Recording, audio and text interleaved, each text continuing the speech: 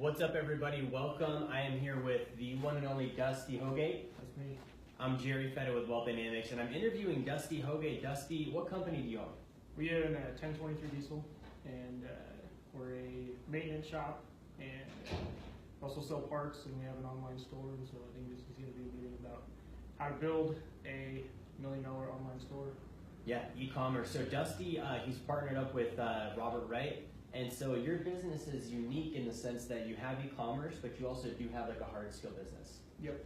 Okay, so and we went to church together. We grew up together. So it's kind of cool seeing two people out of Big Lake, like building big businesses. Yeah, well, it's neat to be here too and see what you guys are doing. Yeah. So I wanted to bring Dusty in because there's a lot of people like doing the e-commerce thing today, and I think a lot of it, some of it's true. I think a lot of it kind of is hype. Yeah. And you probably see a lot of that. So what I appreciate about you and Robert's business is that you have the e-commerce, but you have a legitimate business behind that. Yeah.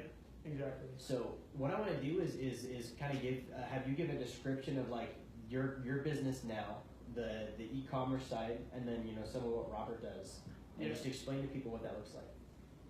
So originally when we started out, it was I just did like custom calibrations for trucks, so we road tuning for them. And Robert was a mechanic.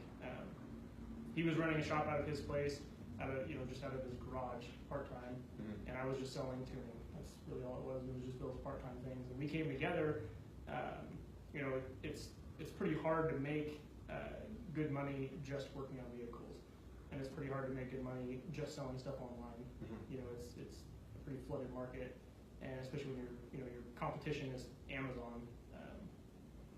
We wanted to find a way. How do we expand? How do we get enough capital to keep growing? Two things, or grow one company, but go into multiple avenues. So what we did was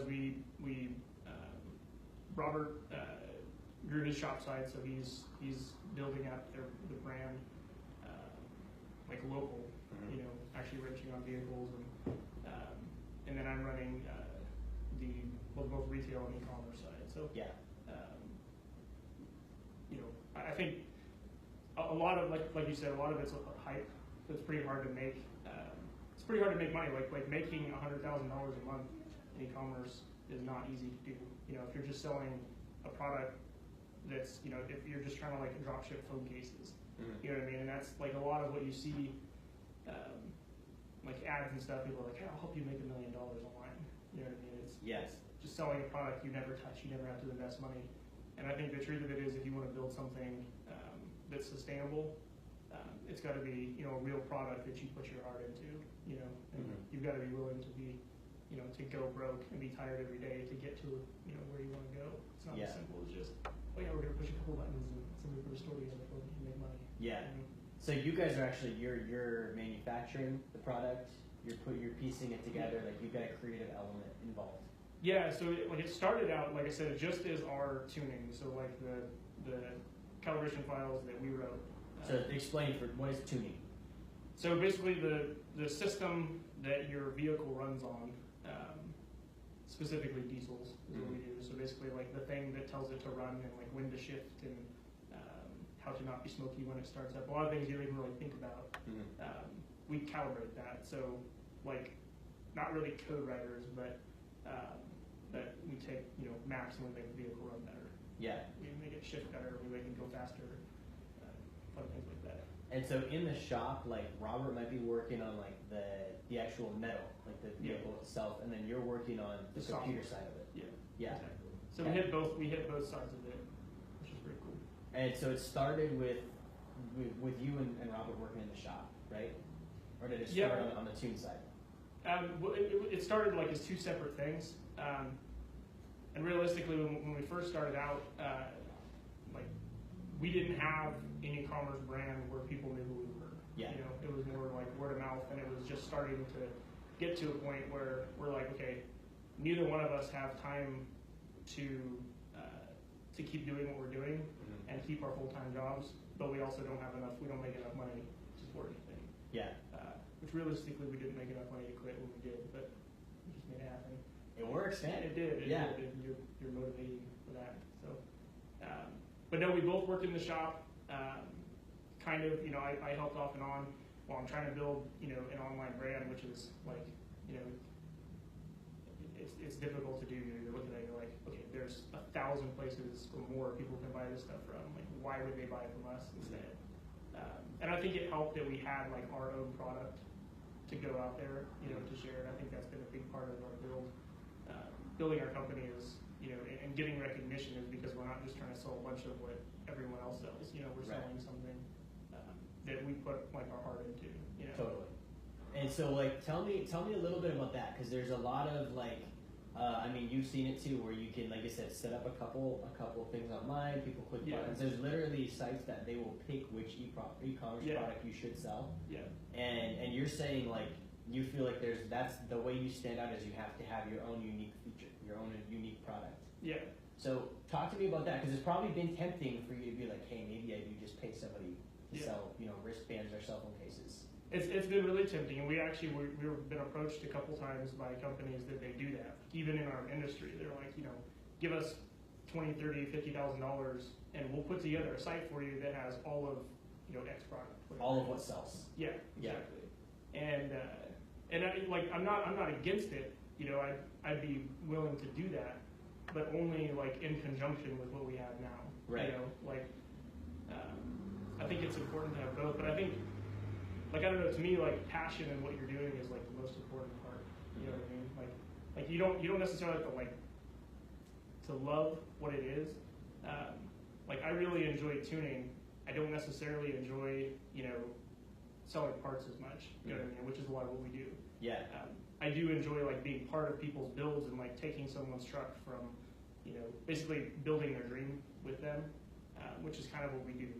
I basically I'll get on the phone with somebody and schedule time, and we'll just go over their whole dream, everything that you could want, as an end result. How do we get there effectively? Yeah. Not just the cheapest, which is usually what you'll find online is how do we get there the cheapest? And I don't want to be the cheapest. I want to help someone get there and be happy with what they got out of it. Right.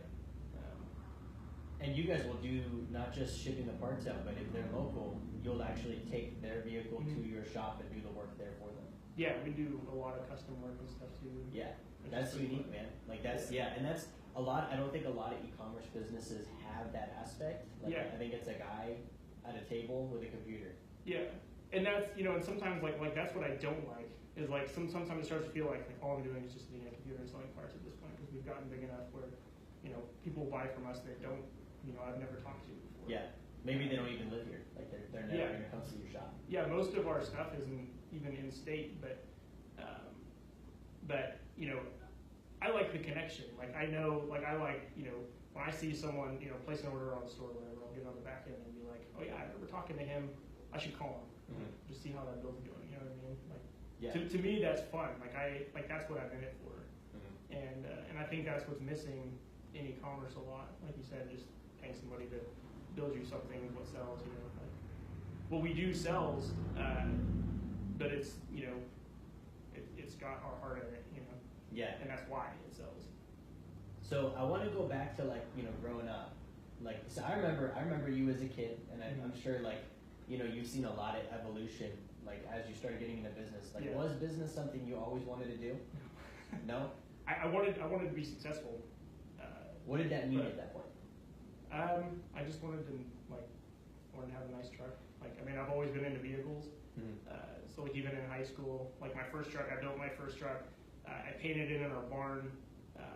I worked, from the time I was 12, I would work on the alpaca farm, and shoveling poo. That was how I paid for my hobby at that point. And then I rolled that truck before I had my driver's license. But I just wanted I wanted the ability to build the stuff I liked without having to worry about it. And then kind of what it came down to was there's no I don't want it to be a hobby anymore. I want to do it myself, but I've also learned a lot, and I want to help other people do the same thing. And that's kind of where we decided to take it from just a hobby that we put money into, and something we put money into it to grow it to help other people do what we're doing. So, and Robert had the same mindset as I did. Yeah. So for you, what was the moment that sparked you to want to be an entrepreneur and a business owner?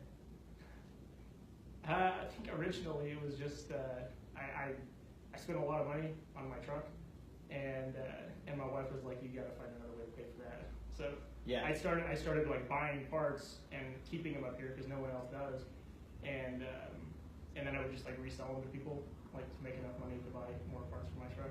Yeah. So like and super then- unofficial. Yeah, super unofficial. Like Yeah. I was like I didn't.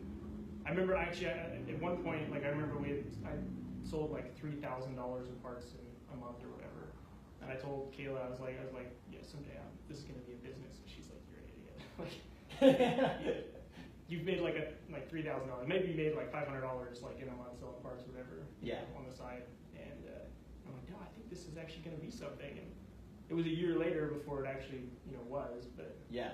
nonetheless. I don't know that there was like a set time that I can think of where I was like, oh yeah, I'm gonna be a businessman now. It was just kind of like,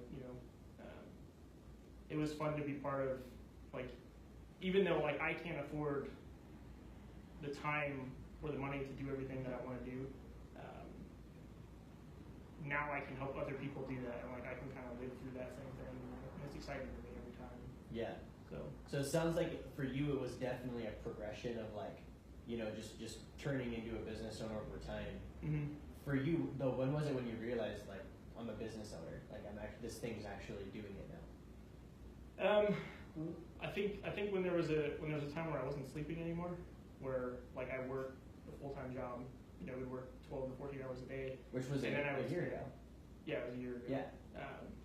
And I didn't I couldn't I did not have enough time in the day to do everything. Like I could not run my business, and I couldn't do my normal job. And I was like, man, this is actually like a thing. Like this can turn into something, and that's where it was like deciding like which one do I quit? Like it's scary to think that like I've got a business. I'm like this. I didn't think it would be a business, and then like over the next like month or two between then and quitting my job and being full time, started to like I guess put a lot more focus on what it's going to take to turn it into something, and then I guess from there my whole mindset was changed. Like yeah, we can actually build something out of this. It's not it's not just a toy. It's not something to play with. Yeah. So for you, it was like at the point where you realized it was competing for your full-time job from a time standpoint. Yeah. There's enough work there for you to actually stay busy. Yeah. Okay. And then some. And then some. And that's where, is that where you and Robert really started to partner up, is when you started to get the overwhelm? Well, we were kind of partnered up before that. And what happened was we both worked like rotating shifts. So we worked 2 weeks on, 2 weeks off. Yeah. So he was home, you were at work. Yep. You were at work, he was home, vice versa. Yeah. So it's a terrible way to run a business, honestly. Yeah. Like the business owners, the guys that were supposed to be doing it together were literally like never saw each other. Like we were opposite hitches, where one of us would be home. And at that point, like I would work on vehicles, in his garage when he was gone, and he would when he was home. And like we were a partnership then, but it wasn't really until we both quit our jobs within a month that we really went from being like hobbyists to actually like putting everything we have into it. Yeah. Now, I want to look at like, some of the things that you guys have been able to do with the business. I've noticed with your brand specifically. You guys have done a terrific job of getting brand loyalty, a good social media following. Can you kind of talk to me about like how you guys have done that, and what are some of the things that have to happen if someone were to do that with their brand? So first of all, you don't have to know what you're doing, because I definitely don't. Yeah. Kind of my whole philosophy from the beginning was like, if this is gonna work, I don't know what I'm doing, but like I just have to do a lot, and we'll find what works. Yeah. You know what I mean? Like if you do just a couple things, and you fail at them, then it's pretty easy to get discouraged. But like just being repetitive, sometimes it's pretty hard. Like when you're really busy and you're just trying to make it by, it's easy to just take the work and not focus on like talking about what you're doing. And so what we ended up doing was we're like actually like putting effort into like telling people what we're doing, And I think that goes a long way towards building loyalty, because then you're not, people come to you because they've seen you, talking about what you do and why you do it, instead of just going online on Amazon and ordering, something that's cheaper that they've never seen anyone talk about or use. Yeah. And so I think that's where backing what you do with a product and your knowledge and putting it all out there is important. And that's where your brand building comes from. Yeah. You're not a brand if you're just sitting behind a computer. You know what I mean? Like, you're a brand when you show people you're passionate in it, and people will appreciate it. And there's people that'll hate it too, but for the most part, people appreciate it. Yeah. And it sounds like for you, it's like a level of transparency. You're willing to show maybe parts of the process, Yeah. or parts of the business that others may not be willing to show. Yeah. In our wins and failures, I think it's important to show both, because no matter what you do, you fail at things at some point. The important part is to not just stop with the fail. Yeah. And so even in tuning and building building trucks and stuff, so we build race trucks. Stuff will break. You know what I mean? If we build a transmission for our truck and it breaks, I'm not afraid to tell people, hey, we built this, it broke. Yeah. We effed it up, let's do better next time. You know what I mean? Here's why it broke, and here's why we'll do better on the next one. I think most people won't do that either. I think a lot of companies don't want to show any sort of bad. I don't think it's bad. I mean, stuff just it fails. And as humans we fail, and I think it's important to broadcast both good and bad. Yeah. Because at the end of the day, it's going to make you more relatable. It's going to get people more focused on who you are and who they're doing business with, rather than what the actual tangible. Because the product is just a commodity. Right. They could get that part anywhere. Yeah, and probably get it cheaper anywhere. Yeah. But people buy from us because they know that when they get this part, they'll put it in their truck. If they have a problem with it, they can call us and we'll answer it. You know what I mean? Rather than ordering something from somewhere else online because they're cheaper, but might save $5 or $500, but there's nothing to back it. Yeah. I think that's where a lot of loyalty comes from what we do. Right. And one of the things we've talked about, kind of to shift directions here, is as an entrepreneur, the people you surround yourself with, and also keeping your mindset focused, constant battle, right? Yep. So for you, what have been some of the challenges with mindset, and then how are you solving that? And then same thing with the people you spend your time with. What have been some of the challenges you had there, and then ways that you've been able to help solve that problem for yourself? Yeah, it's a big problem. I know. There's a certain point, and I imagine we'll probably hit a lot more plateaus. You get to a certain point where you meet a financial goal. You're like if we can get here, that'll be our next step. You know what I mean? If your goal is to make $10,000 in a month at your company, whatever it is, just an arbitrary number, and then you get there, it's easy to kind of sit back, not have the motivation to push forward. Let's just say $100,000. $100,000 makes it so that you have $20,000 left over, and your paycheck is paid for the next 2 months if you choose not to grow anymore. It'd be pretty easy to not push as hard as you did to get to that $100,000, and then kind of sit stagnant for a while. And one of the things that you talk about a lot, and I appreciate from your videos, is and it usually catches me when I'm in that position, is stay broke. And that's I think people are motivated in two different ways. I think some people are motivated by being broke because it pushes them to go forward, and I think some people are motivated somewhat by security. I am definitely motivated when I'm scared. Me too. Yeah. So we there's a point when we moved into our last shop, we had nothing. We literally spent everything we had to move into that shop, and we're like, okay, well, that's cool. Yeah. We pushed really hard, and we got out of it, and I don't think we would have. If we had the ability to just move without concern and just had the money to do it, I don't think we push as hard as we do or move as fast as we do. Yeah. Why do you think that is? I don't know, honestly. What's you could probably tell me better than I can. For you personally, though, I'm the same way, and sometimes I have trouble identifying. But for you, why do you think that is? Where you're more motivated by having a bear chasing you through the woods than necessarily having a safe cabin you can go back to? Yeah. Yeah, the barriers between me and you seem cool.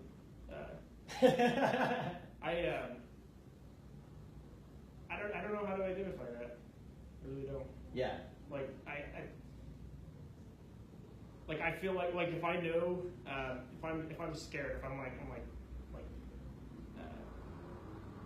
I don't know how we're gonna pay payroll next week if we don't meet a certain goal. Mm-hmm. Like even if we can, like I'll just psych myself into it. Mm-hmm. You know what I mean? I like being there. I don't find comfort in having stuff. Like it doesn't make me feel good. It doesn't make me feel motivated, and I don't feel successful because of it. Like I guess I get a rush from having goals like I don't think I can meet them. Yeah. And then feeling stuck. You know what I mean? Mm-hmm. Like there is nowhere to fall from here. You have to go forward. And I think that's what it is like you have no talent. You have nowhere that you can go below where you are. Yeah. Without failure. And I'm just not okay with that. And so basically, like when you're saying when you want to get an increased revenue, like break through a plateau, you'll either put yourself there in reality or artificially go there to make that happen for you. We'll do both. Yeah. Yeah, I mean, like if I can't psych myself into an artificial reality, then we'll put ourselves there.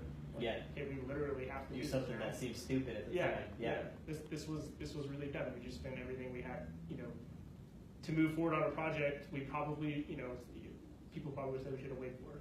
You know what I mean? And I'm not afraid to go broke. Is my thing. If I know this is where we want to be, then I will put every bit of effort and money I have into getting there. Like I don't have to hold anything because I know that it's going to work if I have the motivation to do it. And the only way I have the motivation to do it is if I, have nothing else to go back to. Yeah. Like you said before, burn your bridges. You have to. Yeah. So It's hard every time. And I want to talk about somebody that lines up with that mindset. So, and it's somebody that you and I kind of, train with and learn from. Mm-hmm. Some people, when they see this guy, they love him. Some Mm-hmm. people, when they see it, they absolutely hate him. Yeah. But a year ago, you came on board with me as a client on Grant Cardone University. Yep. So, what was it about Grant, when you started seeing Grant stuff, that for you it wasn't attractive? Like, hey, I want to go learn from this guy. He was blind. Yeah. He's like, don't be stupid. Look at where you have to go and figure out a way to get there. And by the way, $1 million a year is nothing. Mm-hmm. You know what I mean? And that motivated me a lot too. I'm like, you start thinking about it, you're like, even now, like this whole thing is like, how do you build, $1 million e-commerce store? We haven't done anything yet. Like some people might look at that as impressive, and I'm like, man, there's people that do $100 million or $200 million. Yeah. And I think following Grant has been, and learning from him has been extremely motivating for that. And then the training too has been extremely helpful. Mm-hmm. Like learning how to talk to people and learning how to go from the guy who grew up on a farm and doesn't know how to communicate, the homeschooler, to being able to communicate with thousands of people every week is. I couldn't be there without someone to look up to that has already done it. Right. So, talk to me real quick a little bit about, we talked like people and mindset. You are a family man too. One of the things I appreciate about you is you have kids, you're married, and I've never once seen you use that as a reason why you can't succeed. No. But it seems like it's that's very, my reason to succeed. It's your reason to succeed, but it seems like it's very easy for people to be like, oh, I can't because I have kids, or I can't because I've got a wife, or I can't because I got a husband. Yeah. How mean can I be on here? I think it's my Facebook, man. You've seen how I do it. So whatever you think it. Say it. I think people are lazy. I think that I'm lazy a lot too. Yeah. I think it's pretty easy to sit back and be like, oh, I've got to spend the evenings with my kids, and this is, quite honestly, this is something that my wife and I have to talk about a lot. I work a lot, and sometimes if we're trying to push through a project, I'll leave at 5 a.m. and I won't come back until 1 o'clock in the morning, and I'll do that for a week. And that a lot of people will be like, oh, he doesn't take care of his family. I don't look at it that way. To me, it's important that they never have to worry, And if it means like for now sacrificing time with them for a week or 2 weeks or a few months or a year to give security to them later and help them move forward and actually be something in life and change the world. Like my whole thing is like I don't think that I'll change the world that I want, like in a way that I want to. But if I can change it, as far as I can change it in my kid's life and give them an avenue to do something better than I did, then I think everything was worth it. Like my time was worth it. Yeah. Like I won't feel like I succeeded until that happens. Yeah. So legacy. Yeah, pretty much. Yeah. So, and I do want to make sure we hit the title of the video. So talk to people right now that want to be in e-commerce, that want to be doing business, that want to build $1 million business. What's the first thing they need to know, like before they ever pull up a website and get started? I think it goes back to passion. Like you have to have a reason to do it.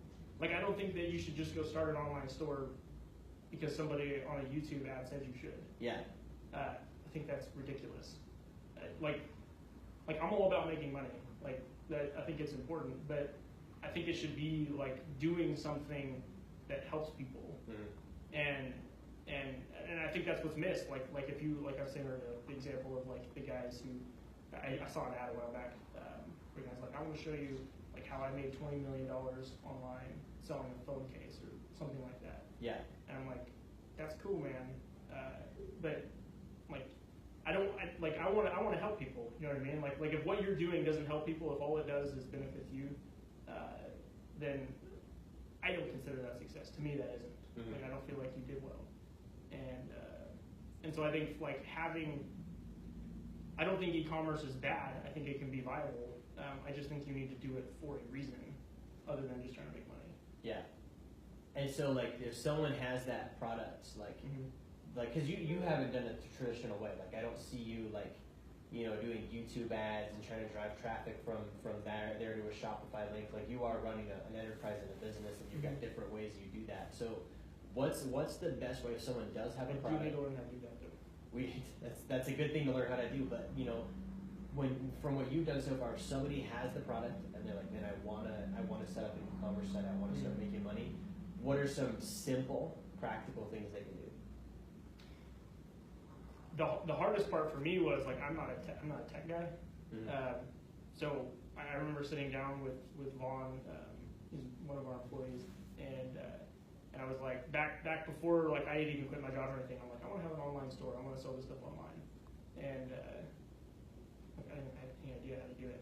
So I think finding someone to help you through that process is important because it'd be really easy to spend a lot of money and listen to a lot of gurus, as they say, that'll give you nothing but it'll just cost you. Yeah. So was Vaughn? He was that person for you to start out. Yeah, and we learned together. Like he had never built an online store, but he knew things that I didn't know, and together we figured it out. I think that one of the things to not be afraid of is spending money on advertising. We have spent a lot of money on advertising, and every time I don't, I regret it. I've never regretted spending money on advertising, ever. And even when I think I can't afford it. What does that look like for you? Like Facebook ads? Like practically if someone's going to put money into ads? Yeah, now I'm going to feel like a failure. But no, like realistically, like our big following is on Facebook. So like in the beginning, we'd be like, yeah, let's spend like $100 on ads. It's like let's spend $1,000 on ads, or then let's spend $10,000 or $20,000 on ads. And a lot of it, I guess you could say it was wasted. Like I had no idea how to make it work. But you can learn it. You know what I mean? Be willing to spend money because like the way that it's broken down, like especially with e-commerce, is like you don't just like start gaining customers and loyalty and keep growing. Like it doesn't happen like that. The only way that you're gonna grow is to gain customers, take the money that you made from that, put a percentage of it into advertising to get in front of more people, and then as you grow, that percentage you put into advertising and getting in front of more people, it keeps building. But like if you don't take money, you put it back into advertising, then you will sit stagnant. Like you may grow by word of mouth a little bit, but it's never going to be any sort of like sustainable growth. Yeah. So like I guess I don't know the best way to break it down, but like you have to build on what you have. You can't just keep it. Yeah. which is where I think a lot of people start too. Is like when they have they start with a small store, and then they just want to live off of that store, and they're looking for passive income. mm-hmm. Same reason someone would buy a fourplex. Yeah. Yeah. Yeah. You're just looking for the easy way in, and then but the thing is if you actually want it to be viable, you've got to put what you make back into it, otherwise it won't grow. You literally cannot get in front of more people by doing nothing. So I think that's something that's really important too. And I mean, we need to continue to work on that too. It's pretty easy at this point because we do grow. We see growth spurts, and sometimes it's easy to kind of sit back and be like, oh yeah, it's working now. Yeah. And not invest the money like we should. So what's the most you've ever dropped on ads in a month? At this point, only $10,000. 10,000. Was that when you did that? Was that a lot? You were like, oh my god, we just dropped 10 grand, or was it kind of all right, that was bound to happen? No, it's every time we've invested, I've always been like, yeah, we can't afford that. Yeah. There's no way we can afford that. But realistically, what you can't afford is to not invest it. Right. That's something we've learned over and over again. Like I said, we're going to move into our shop, and we're like, we cannot afford to move into our new shop. And we did it anyway. We're we can't afford not to. We are stagnant here where we're at. And the thing is too, I'm not afraid to say I am afraid a little bit. I mean, being afraid is good, but I'm willing to keep putting everything back in to get the result I want. And I think you have to if you want to grow. Yeah. Some people might be luckier than me. I don't know, but for me, I have to work for it. I think that the traits that you're building though, because my business has been the same way. It's never been easy. So when you have to work harder, you build these disciplines, and when you do get expanded out, you've kept the discipline that you built, and you're able to beat somebody that maybe did get lucky. Yeah, that's another thing too. I don't know if everyone agrees with it. To me, not taking investors was the best thing we could have done from the beginning. 100%. I'm not saying you should never take investors. I think someday we probably will. We'll probably need it. There will be a point where we know we can go somewhere, but we need money to do it. But from the beginning, man, you learn so much more by figuring it out and having to hustle for it than just having everything in front of you that you can waste. Yeah. I think that's one really big key to starting any company. I think is doing it like when Robert and I started. We literally just started with nothing and built it from there. Yeah. In 1 year to be probably a $2 million company at this point by the end of the year, and that's just starting last year with the money we had in our pockets. Yeah. That's incredible. There's a lot of hustle. Now, you said in the future, obviously, maybe taking on investors. So what does the future look like for 1023? Where do you guys see this thing going? Man, we got big goals. We want to start a school. So basically, the way that we look at it is, I think you need to if you want it to be something that's great and affects a lot of people, you need to build your starting point, and then you need to find ways to go out and build more things that can work in conjunction with each other. Yeah, adding more symbiotic flows, more parallel flows in. Yeah. So what we're looking at is we want to start not a franchise necessarily. We want to be in control of every one of our locations, but we want to move locations, and then we want to start a school. And I don't care if it's accredited by anyone. I don't care if it's I don't even know how that works. But I want recognition to be if a tech comes out of our school, every diesel shop in America wants them working there. That's what we're looking for. So both training people to work and run our locations, and then also training people from other locations to work in their shops. And then the beauty is we can do everything. We can teach everything. I don't want it to be. I don't like having to follow standards of other people. I like setting our own. So we can do the mechanical side, we can do the electronic side, we can do the software side, we can do everything. We want to be able to take anyone who has interest in it and train them the entire process to be an expert, and then either put them in one of our locations to run it, or work there, or put them in someone else's location. So and that's anywhere in America. They can go to Texas. They can go. The world would be better. Yeah. So that's our ultimate goal. That's where we'll be in 5 years, I'm hoping. That's awesome. So, couple last things I want to end with. So, where can they find you, Dusty? At 1023 Diesel on Instagram, at 1023 Diesel and Fleet on Facebook. You can find me just Dusty Hogate on Facebook. That's my personal page. I'm always posting silly things there. Yeah. And then Robert Wright on Facebook also. Yeah. We have a YouTube channel, 1023 Diesel and Fleet on YouTube also. And if they want to buy parts from you, that's going to be 1023diesel.com. Yep, 1023diesel.com. Okay, guys. So this has been Dusty Hogate, 1023 Diesel. How to build $1 million e-commerce store, starting from nothing. Yep. Literally just trading parts online to get money to pay for his own stuff. Turn it into a business. And 12 months ago, Dusty was working a job. Yep. Okay, so he's been able to not only do this, but do this, get away from a job in the last 12 months, expand the business. I remember where you said your revenue was last year. You guys have 10x that this year for sure. Yeah. Okay. Which I thought was ridiculous. Yeah. A year ago. So follow Dusty. Dusty, you're going to be at the 10x Growth Conference, right? Yep, we got VIP tickets. So if you guys want to be at 10x and meet Dusty, I'll be down there. Dusty will be down there. It's going to be an awesome time. Yep. Any last things you want to tell them before we wrap up? No. Stay hungry. That's important. Stay hungry, stay in danger, right? Stay in danger. Stay in danger. So guys, thank you for watching. Like, share, subscribe. We'll talk to you next time. Thanks.